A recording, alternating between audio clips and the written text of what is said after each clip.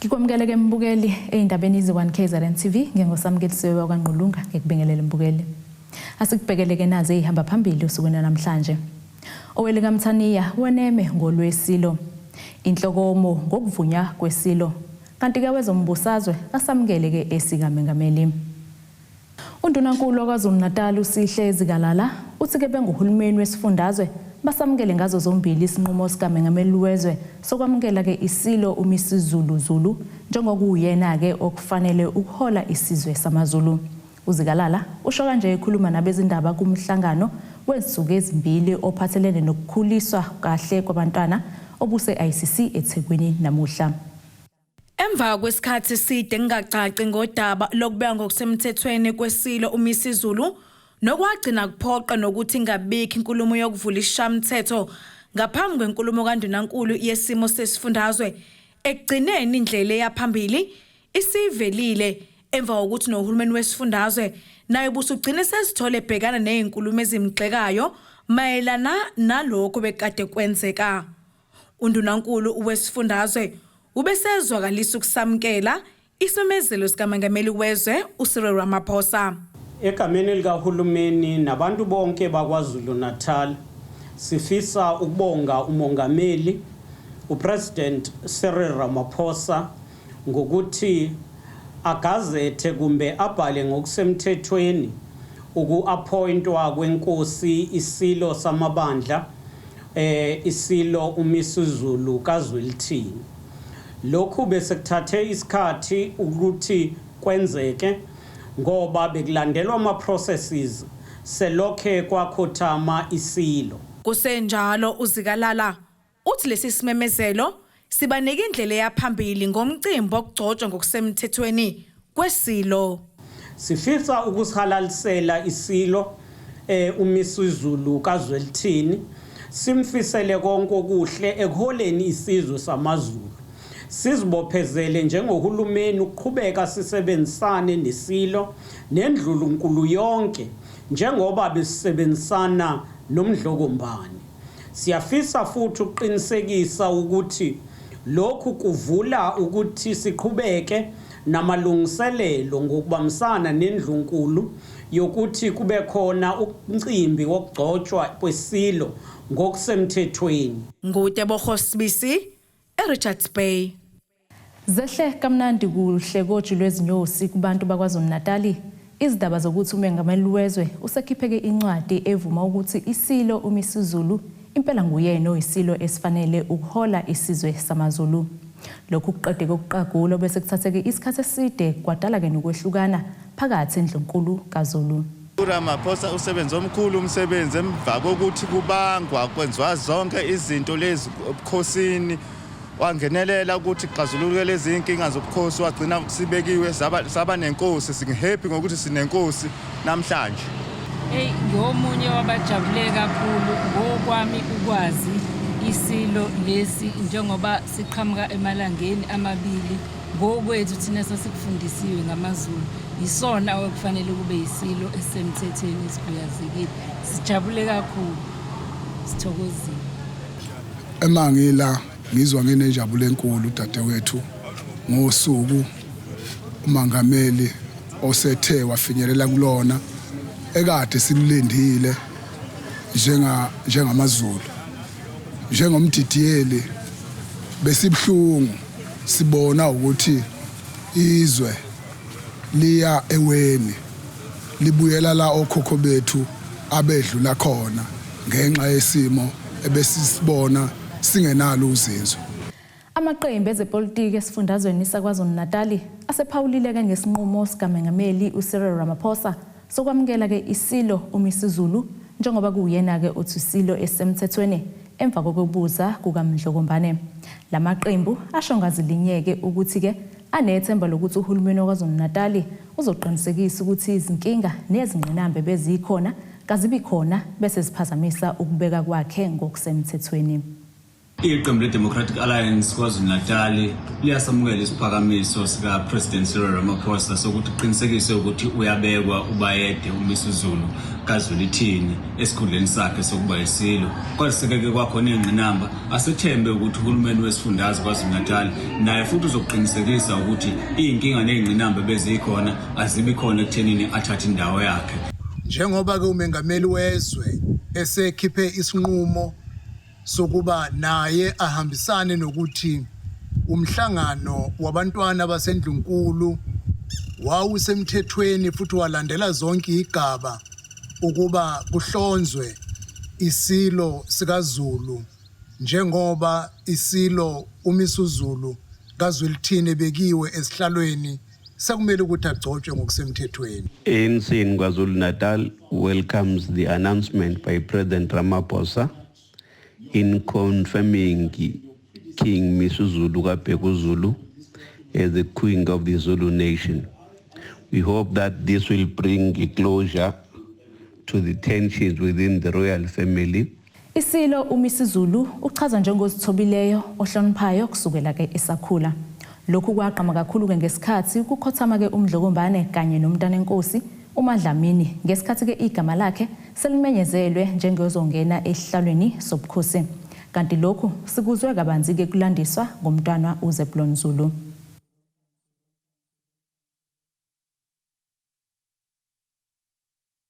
Kusukela kudala ngezikhathi izasemandulo, izazi zamasiko zithi umuntu osuke ozongena esihlalweni uma kukhothama inkosi esikubusa ngaleso sikhathi kuba umuntu ofihlwayo noma ayokhulela kwelinye izwe.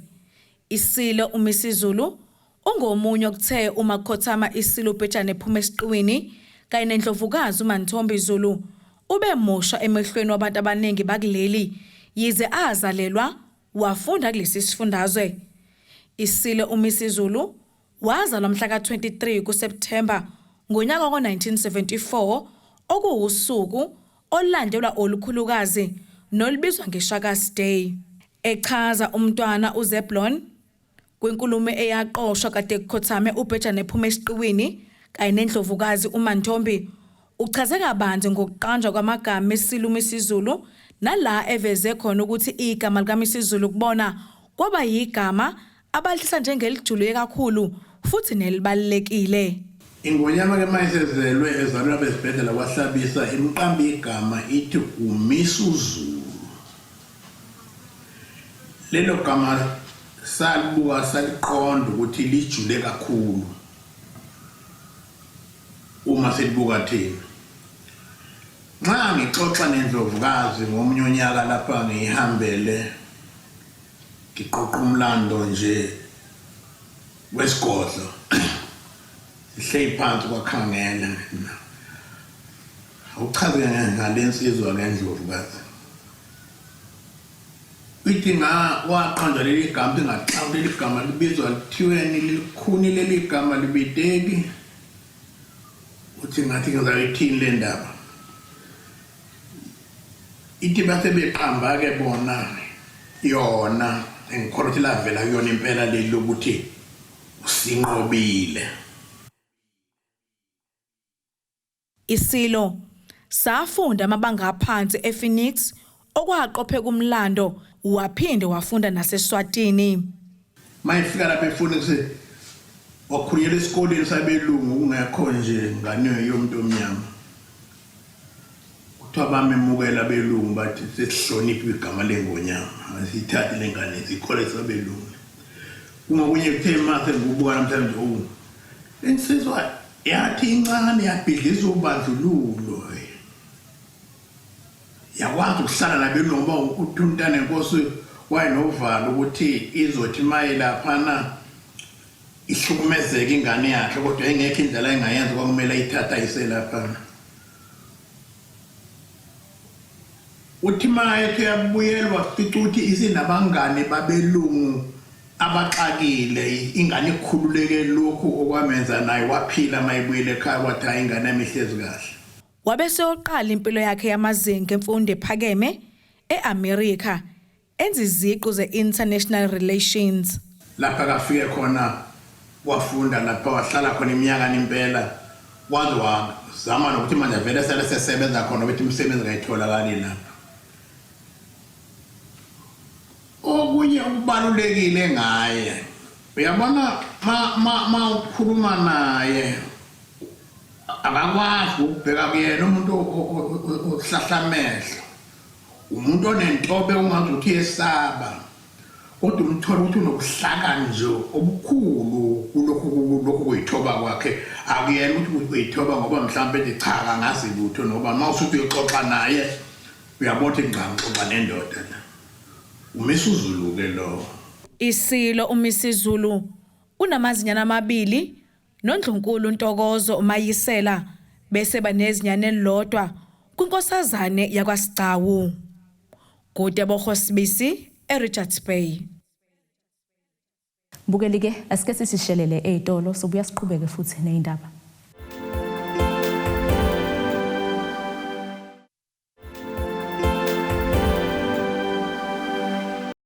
Njengoba ke kubonakala kungasekho ongase kuvimbe ukuba ke isilo samabandla sihlale sinethezeke ehlalweni sokuhola isizwe samaZulu.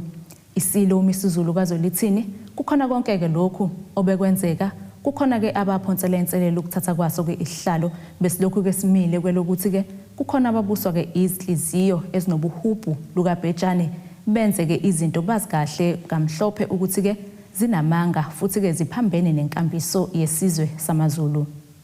Emva kokukhothama kwesilo samabandla uMdlokombane mhla zili-12 kuNdasa nyakenye kwathi emakhathaleni kwalandela ukulendulela eliphakade kukwamntanenkosi uMadlamini isizwe sonke sikaPhunga noMageba kuhlwe emini kusona.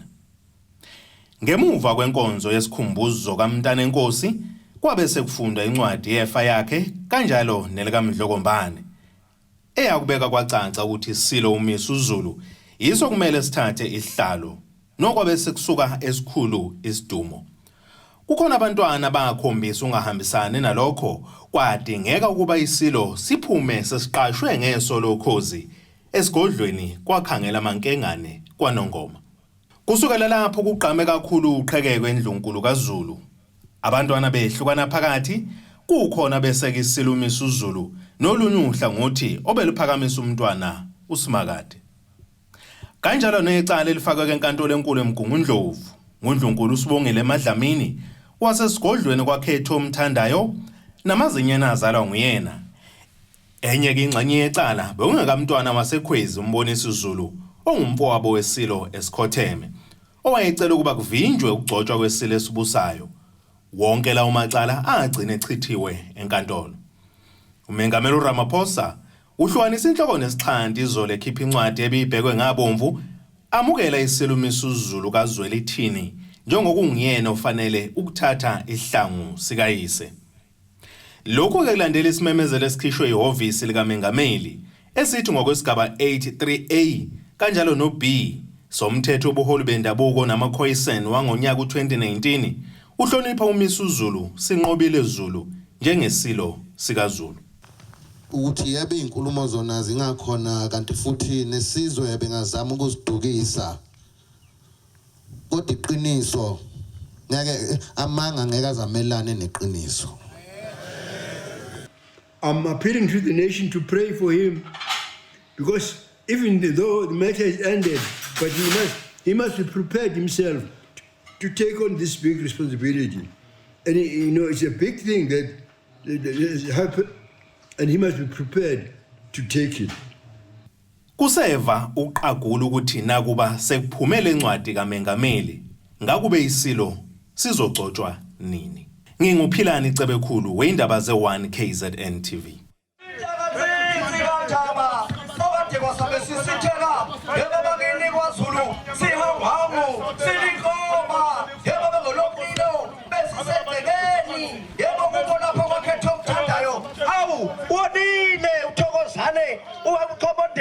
Uyifundeleni incwadi waphikisa incwadi esiphakamiso sehlovukazi okabona ibona mkangathi ovele ezintabeni ubaphe umpondo wawuhlephula wathi banamanga abasobe benza lutho banakagaga ngamanzi akasewasemlonyeni hebo lamanzi odwa sawusale babasa hebo izimvubu zayikheca imilomo singwenya zabe seyiphelele ezintabeni. ezikolweni mkulu uhlale phansi wavumisa lezo ndaba ezilukhuni zayikhulunywa kini lapho kwamalandele wakhe izihlangu zakhele ekamengweni wakhe izindlu yabonga inzala zotshani.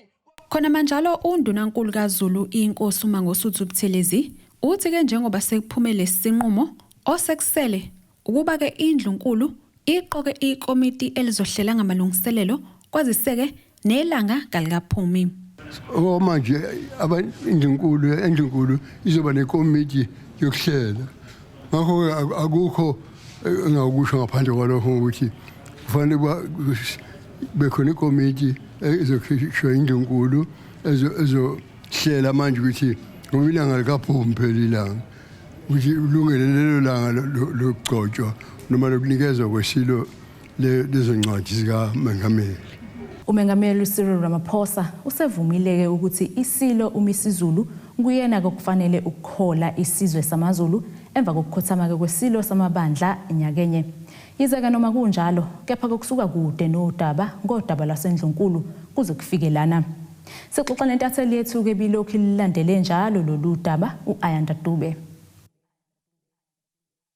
Ayanda ke siyakwamukela sifisa nje njengomuntu obelokhu elilandelela lolu daba lwamacala asendlunkulu njengomuntu obelokhu lapha enkantolo mhlambe ke ngokwawo amacala simi kuphi ngawo lamacala asendlunkulu. Ngiyabonga nje ithuba Jolo kafushane nje amacala asendlunkulu akade ingene enkantolo mathathu sizokhumbula ukuthi leli elifakwe uNdlunkulu uLamini Sibongile Zulu lapho ke ayifuna khona ingxenye e50% kwamafa amdlokombane. Elesibili lalifakwe abantwana uNtando wenkosi Zulu noNtomzosuthu Zulu bona ke babefuna ukuhlola ubuqotho lencwadi yamafa amdlokombane ngoba babesola ukuthi ke isignature yakhona yakokotelwa. Elesithathu ileli ke elafaka umntana umbonisi ngozibandlela lapho ke ayefuna ke ukuthi ke kuvimbe ke umcimbi wokugcotshwa okanye ukufakwa esibayeni wenkosi okumcimbi ke ayekade ewuzwe emfihlweni wenduna yezinsizwa okanye yamabutho umgeleji Nhleko isijaji ke elagcina lithi ke alikwazi ukuthi likhiphe isinqumo ngaloko ngoba kwakuyinto nje ayezwe emfihlweni kahle kahle ukuthi wathi nje kwakungamahemhem. Njengoba ke ijaji selakhipha izinqumo ke kulamacala omabili kuseleke manje elilodwa ke leli elibhekene nabantwana elokuhlolwa kwencwadi yamafa. Kodwa ke ukuzwa kabanzi ke ngesinqumo sejaji kuleli icala leli ke labeka kanje ijaji. The nomination and appointment of Prince Misuzulu as successor to the throne and king of the Zulu nation in terms of the wishes of the late queen and her will has been subsumed by the decision of the royal family identifying and nominating Prince Misuzulu as the king of the Zulu nation. The royal family has the prerogative to identify and nominate traditional leadership. The wishes of the late king or queen with regard to the succession are important, though they are not decisive. Njengoba ke sazi ukuthi ke icala leli elibhekene nabantwana alikapheli. Abameli bona abantwana bathi ke bazothatha ke udaba bayolibuyekeza sekuhlangene nalo lolu lwamafa elalifakwe uNdlunkulu bathi ke bazolithatha ke udaba bayolibuyekeza kanti ke nalo ijaji uIsaac Badondo wabanikeza izinsuku ezi15 abantwana ukuthi balethe ochwepheshe abazohlola isignature yayo incwadi le yamafa. Kanti ke njengoba sazi ukuthi ke yathi ke lathi ijaji amacala wonke afakiwe enkantolo okanye izicelo ezifakiwe enkantolo azihlangene nesihlalo sobukhosi. Ngakho ke lathi ijaji aliboni lona kungaba khona inkinga engavimba ekutheni kuqhubeke nomcimbi wokugcotshwa kwesilo uma indlunkulu yakaZulu ifisa ukuthi yenze njalo noma isinesiqiniseko sokuthi ubani ohleli esihlalweni. Ngaleso sikhathi kwase kuvele sekuhleli sona isilo uMisuzulu. Lathi ke futhi ke kubona abantwana uma ekhona ofisa ukuthi aphikisane nokuthi ubani ohlele esihlalweni ofisa na ukuthi angenele umbango lo ukuthi ubani ofuna ukuba inkosi angaletha igama lakhe phambili kodwa makuthi akekho then awukumbango la. Obviously, in a situation like this, we'll have to take the judgment, consult with the clients, and pave the way forward. But yes, we understand the judgment. We've noted it. We'll only express our client's view once we've consulted with them. Njengoba umengameli wezwe uCyril Ramaphosa esememezele ukuthi uyayazisa inkosi uMisuzulu kaZwelithini Zulu njengenkosi yesizwe sakwaZulu. Uhlangothi oluphikisa lokhu oluholwa umntwana umbonisi luthe luyakuphikisa lokhu. Lokhu ke kushiwe ummeli walo uhlangothi lomntwana umbonisi uPeter Zwane.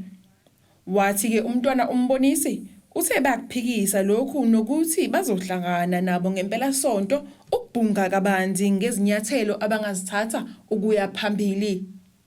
Kanti ke kulindeleke ukuba kuzwakale mhla zingamashumi kwephezulu ngodaba lencwadi yamafa akhe uMdlokombane ngu-Ayanda Dube. Wezindaba ze1KZNTV eRichards Bay.